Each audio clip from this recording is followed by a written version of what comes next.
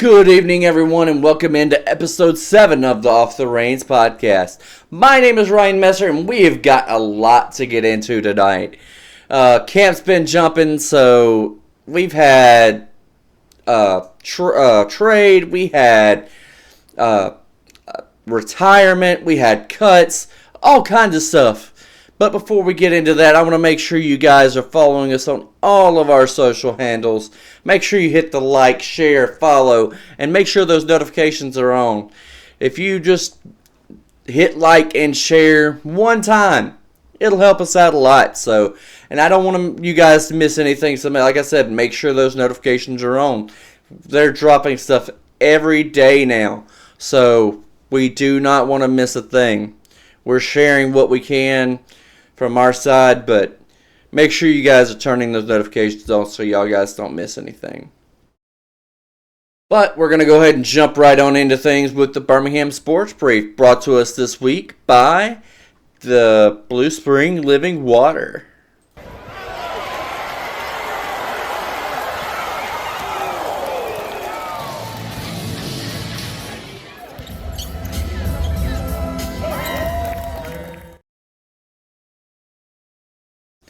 We're going to jump right into it with the NBA G League, where the Squadron took on the Greensboro Swarm on Friday to start a 3-game homestand. With a strong offensive performance by Malcolm Hill, who scored 29 points and was 10 for 17 from the field, the Squadron pulled out a 110-96 victory. On Sunday, however, the league's leading scorer 23-point performance was not enough this time, as the Squadron fell to the second-place Long Island Nets. And again, the Squadron were wearing those hero jerseys in support of Children's Hospital that we mentioned to you guys last week. And they wore them again today as they closed out the homestand with another loss against the Long Island Nets with a 134-124 score. And as it stands right now, the Squadron are 10th in the Eastern Conference for the NBA G League. We're going to shift things over to the Birmingham Bulls of the Southern Professional Hockey League, or should I say the Cahaba Valley Vipers. For those that don't know, the Southern Professional Hockey League does rebrands at times as theme nights. And the Tennessee Valley Vipers were a Arena League football team that the late and great Art Clarkson bought, and it was actually his first team that he ever owned. But Art was a main contributor to bringing sports into Birmingham. He's the one that brought the Barons back into Birmingham. He also brought the Bulls back as in the ECHL back in the 90s. He also wound up bringing them back in 2017 with the SPHL. So it's great that they're still honoring him by bringing back the Vipers every year, to such a guy that had such a big impact into Birmingham sports history. But the Vipers had a great weekend with a pair of games against the Fayetteville Marksmen, or should I say, the Carolina Reapers. The Carolina Reapers may be hot, but the ice in Pelham cooled them off because the home team had a sweep with a 6-3 win on Friday and a 4-3 overtime win on Saturday. The Bulls are still first in the Southern Professional Hockey League, with the Peoria Rivermen 2 points behind, and the Roanoke Rail Yard Dogs closing out the top 3 as the postseason quickly approaches. And the wins are getting extremely important right now, as the race is still tight in trying to secure home ice in the President's Cup playoffs. On to the USL. The Birmingham Legion season has officially started. They are looking good as they took on the Phoenix Rein this weekend with a shutout win of 1-0 in full time. The Legion are heading in to face off against the Hartford Athletic this Saturday for their second match of the season. As we've been discussing for the past few weeks, the AMA Supercross came back to Alabama for the first time in over 40 years. The Rein welcomed the riders as they are celebrating the 50th anniversary of AMA Supercross this year. This series is no stranger to the wet weather, as 4 of the 9 races have so far been impacted by precipitation. But that didn't stop this crowd from giving the riders a great welcome with a massive showing at Protective Stadium this Saturday evening. But what better way to kick off the first ever Supercross event in the Magic City but having both winners going back to back? That's right, Tom Vial, who took the 250 class in Daytona, took the checkered flag again this Saturday night. He fought his way to the front early in the first lap, then controlled the lead through the entire race, only letting up to conserve energy for the finish. And then we had Jet Lawrence. He took the whole shot and never looked back as he led the pack with the entire race. Not only did these two have back-to-back wins, but they're both heading into Indy with the red plate. That's right, they're both leading in points now. So if you want to learn some more about what happened on Saturday, we have an article up on the shotgunsportsnetwork.ca and got more pictures and more details. So check that out.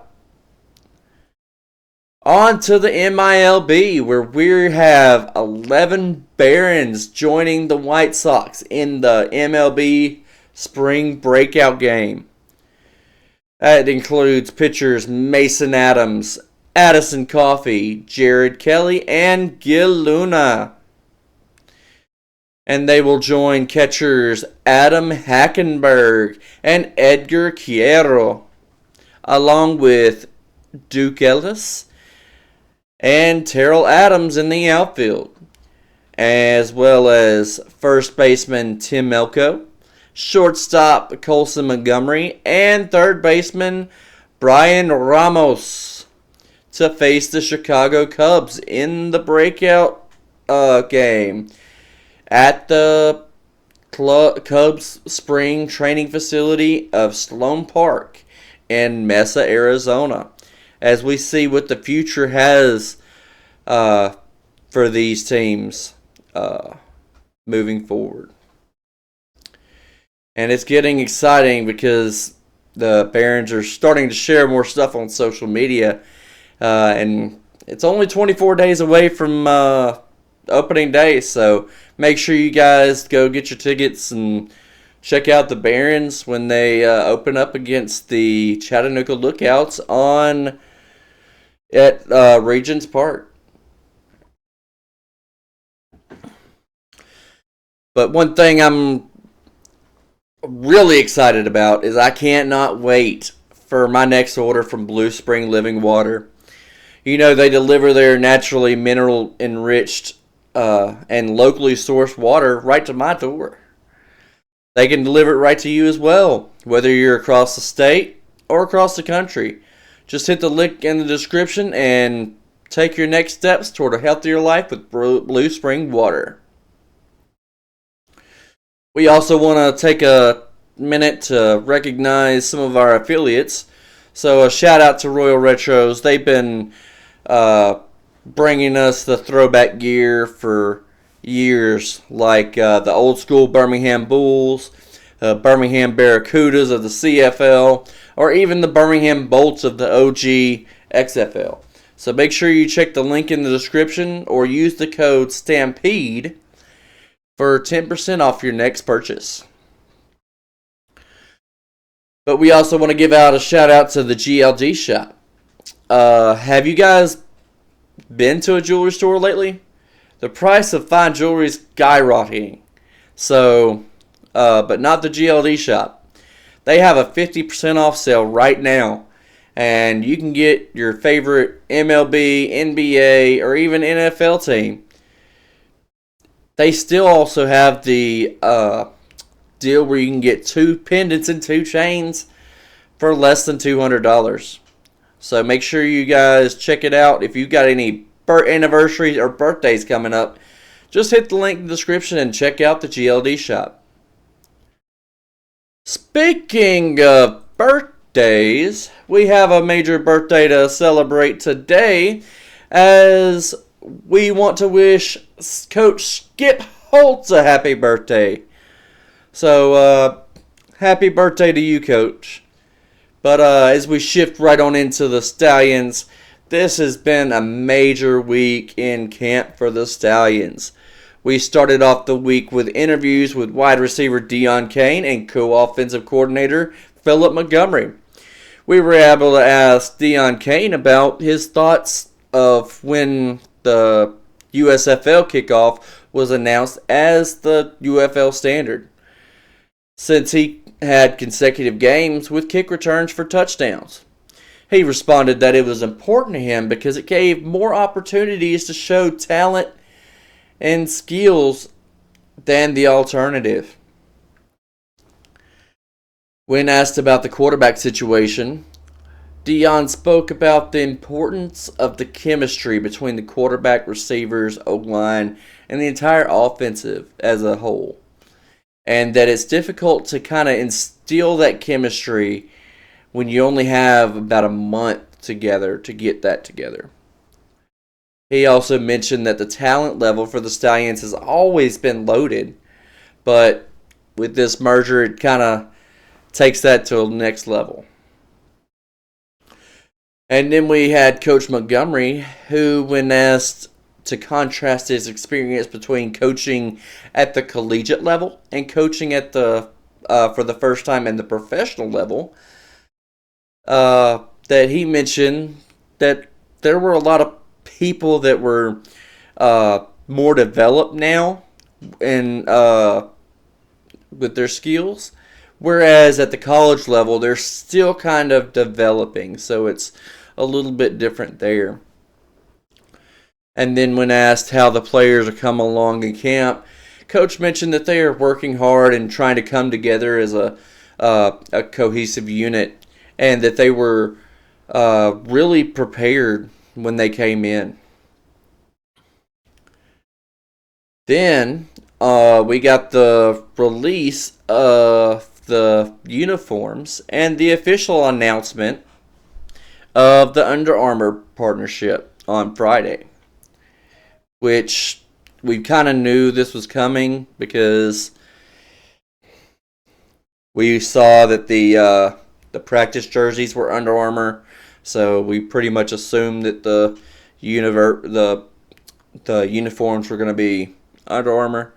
But they are also going to be using Under Armour as for the sideline gear for the staff, as well as doing fan merch. So the UFL shop on their website and the Under Armour website is where you can find all of that.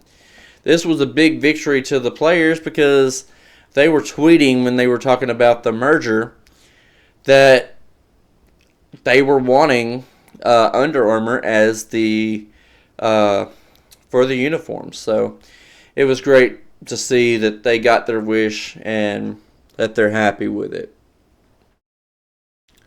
Another thing we learned on Friday that we reported to you on social media was the retirement of two-time NCAA champion and two-time USFL champion Bo Scarborough.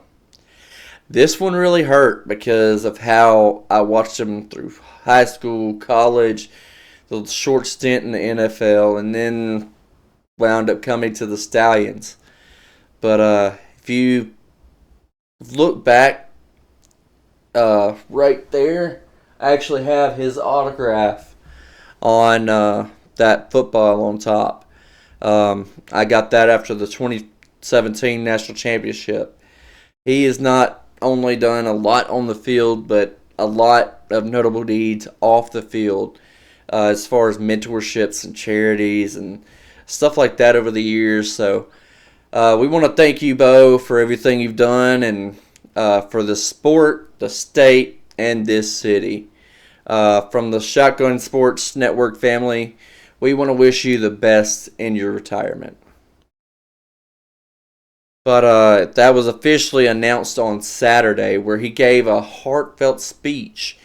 And however, we also learned on Saturday that the Stallions were involved in yet another trade, as we received defensive end Chauncey Rivers in return for Jameer Ross Johnson. With him going to the DC Defenders. And I think that the Stallions have been a part of all of the trades that have gone on this season. So that's pretty cool. Also, on Saturday, we learned the officially of the scrimmage between the Stallions and the St. Louis Battlehawks. We didn't get to see the full game, but we did see at least 3 touchdowns by the Stallions. One of them was Jamar Smith to Deion Cain for a deep pass into the end zone with a run on into the end zone. And then we saw Adrian Martinez toss a 15-yard pass to Myron Mitchell into the end zone. And then yet another Jamar pass, this time to Amari Rogers for a contested catch there in the end zone. The Battlehawks had a short rush by Wayne Gallman for a touchdown. And Manny Wilkins had a pass to Kimari Averett for a touchdown as well. But we didn't get to see everything, so we don't know what all happened. So it was just exciting to see, and kudos to the UFL and the Stallion social media team for making these updates happen. It's been really good this preseason, so I hope if you guys see this, make sure you keep it up. And unfortunately, we knew this was coming. Saturday was cut day. And we learned officially on Sunday who all was cut. For the Stallions, some of these cuts kind of turned heads. I know for myself, I was a little shocked to see that Jalen Morton was cut. I didn't really think that we would be able to hang on to all 4 quarterbacks, but I didn't think that it would be those 3. Because I figured that Jamar would stay on because of the chemistry he has with a lot of the players that are still on the roster. And I thought that we would be able to keep one between Adrian Martinez and Matt Corral. Because I figured the other one would wind up seeking a starting position somewhere else. But who knows? When we get to the end of camp, we may see someone step out and Jalen step back in. So we've still got a couple weeks before the final cuts and the season starts. Another one I was a bit surprised about was TJ Carter. But, we are stacked in secondary. So I kind of knew we were going to may have to make some cuts somewhere. But this also seemingly finalizes some of the aspects of our current roster. Seems like the tight ends look to be relatively finalized, as we still have Jay Sternberger, who was a beast on the field last season with the Stallions. And then we have Marcus Baugh, who spent 2 years with the Michigan Panthers and then signed with the New Orleans Breakers this offseason, but then was drafted by the Stallions in that initial dispersal draft. And then lastly, we have Jordan Thomas, who was a pickup from the Battlehawks, who will probably prove to be pretty decent this season. And another group I think it's safe to say is set is the running back room.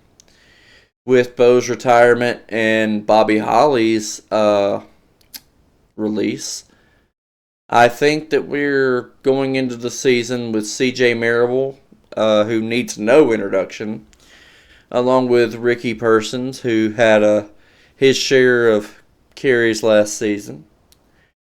And lastly, we have Ricky Roundtree, who, after a brief stint in the NFL, has now joined the Stallions in the UFL. The last one that'll be super exciting to watch this wide receiver room. When I say we are stacked, we are stacked. And I cannot predict what's going to happen with these guys. The way I've been seeing some of these guys making these catches and all of that on social media, it's crazy that all I can say is I'm glad I'm not going to be the one making the decision when it comes down in the next couple weeks to cut down to 50, because it's going to be a difficult choice on who's going to stay, who's going to go, and it's going to be fun to watch. So I can't wait to see how it all plays out and who all we're going to have coming out of camp. And then yesterday we learned about the Atlanta Braves, their Braves Country Tour. They will be traveling around promoting at 20 different events, and the fifth stop just so happens to be the May 11th game versus the St. Louis Battlehawks, where they were going to be setting up a backdrop of Truist Park and taking photos, turning them into personalized baseball cards. They will also be giving away koozies and hats as well as stickers, and then allowing fans to enter into a sweepstakes for a pack that includes 2 Delta 360 club tickets, hotel stay, a pair of batting practice experience passes, as well as a custom jersey. So it's really exciting that they're going to come to Birmingham. As a Braves fan myself, it's really exciting that they're going to be there. So, also, today we learned that the Stallions released their first theme night of the season. The April 13th game, which is our first home game, versus the Memphis Showboats, will be themed as Champions Night. Speculation here, you guys. We're probably going to be doing another banner drop and release, possibly a trophy presentation, and just the fact that they're running a promotion right now online to where you can buy a ticket and get a t-shirt. And I think the marketing is getting really good this year. I think they're starting off pretty early and starting to get everything rolling on the right track this season. But we've only have a couple more weeks until the start of the season, guys. And things are coming out every day.